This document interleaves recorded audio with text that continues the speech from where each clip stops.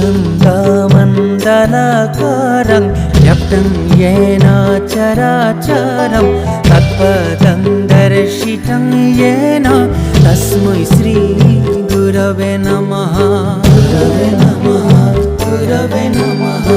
अखण्डमण्डलाकारं व्याप्तं येन चराचरं तत्पदं दर्शितं येन तस्मै श्री गुरवे नमः। गुरवे नमः, गुरवे नमः। अखण्डमण्डलाकारं व्याप्तं येन चराचरं तत्पदं दर्शितं येन तस्मै श्री गुरवे नमः। गुरवे नमः, गुरवे नमः। अखण्डमण्डलाकारं व्याप्तं येन चराचरं तत्पदं दर्शितं येन तस्मै श्री गुरवे नमः। गुरवे नमः।